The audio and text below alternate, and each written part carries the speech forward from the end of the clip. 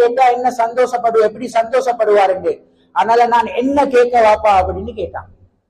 Abu Bakr Siddique ரலியல்லாஹு சொன்னாங்க, சிரிச்சு கொண்டு சந்தோஷமாவா வீட்டுக்கு வந்தாங்கன்னு கேட்டான். ஓ அப்படித்தான் வந்தாங்கன்னு சொன்னான். அப்ப நீங்க கேளுங்க, நேத்து ராவ் ஜிப்ரீல் அலைஹிஸ்ஸலாம் உங்களுக்கு என்ன நன்மாராயணம் சொன்னு கேளுங்க அப்படின்னு சொல்லி சித்திக் ரலியல்லாஹு சொல்லி அனுப்பினான். இப்ப ஆயிஷா ரலியல்லாஹு ஓடி வாரான். ஓடி வந்து ரசூல்லாட்ட கேட்டான், ரசூல்லா நேத்து ராவ் ஜிப்ரீல் அலைஹிஸ்ஸலாம் உங்களுக்கு என்ன சொன்ன? அப்ப ரசூல்லாக்கு விளங்கிச்சு, இது உண்மையிலுமே இது எந்த இடத்துல இந்த கேள்வி வாரண்டு விளங்கிச்சு. உடனே ஸல்லல்லாஹு அலைஹி வஸல்லம் அந்த கேள்விக்கு சந்தோஷமா பதில் சொன்னாங்க.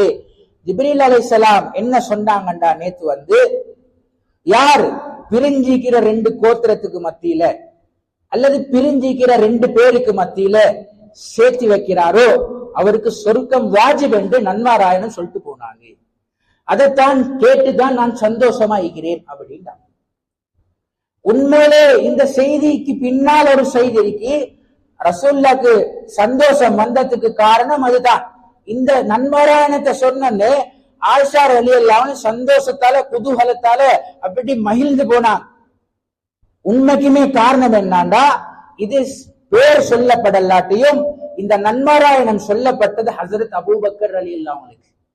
ஏனென்றா அவங்களோட பண்பு, அவங்க இஸ்லாத்துக்கு முதலும் சரி இஸ்லாத்துக்கு பிறகும் சரி, ஹஜ்ரத் அபூபக்கர் ரலியல்லாஹு அன்ஹு உள்ளம் எப்படின்னா, யாரெல்லாம் பிரிஞ்சிக்கிறாங்களோ அவங்க 2 பேருக்கு மத்தியில பேசி ஷேப்பாக்கி அவங்களுக்கு நல்லெண்ணங்களை உண்டு பண்ணி அப்படி சேர்த்து வச்சுட்டுருவான். இதுதான் ஹஜ்ரத் அபூபக்கர் ரலியல்லாஹு அன்ஹு பண்பு. ரசூலுல்லாஹ்வோட சந்தோஷத்துக்கு காரணம் இந்த நன்மாராயணம் ஹஜ்ரத் அபூபக்கருக்கு சொல்லப்பட்டது. ஏண்ட கூட்டாளிக்கு ஏண்ட தோழருக்கு இவ்வளவு பெரிய ஒரு வாக்குறுதி கிடைச்ச என்ற சந்தோஷத்துல இருந்தாங்க. அதே வாக்குறுதி ஏண்ட வாப்பாக்கு கிடைச்சேன்னு சொல்லி ஆயிஷா ரலியல்லாஹு சந்தோஷப்பட்டான்.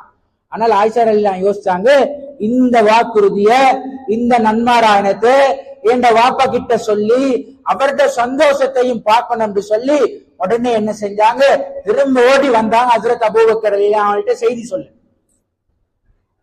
அப்ப சொல்ற நேரம் அபூபக்கர் ரலியல்லாஹு சொல்லி அனுப்பியிருந்தாங்க. ரசூலுல்லாஹ் என்ன பதில் சொல்லுவாங்கன்னு சொன்னா அந்த பதில் எனக்கு வந்து சொல்லுங்கன்னு சொல்லி அனுப்பியிருந்தான்.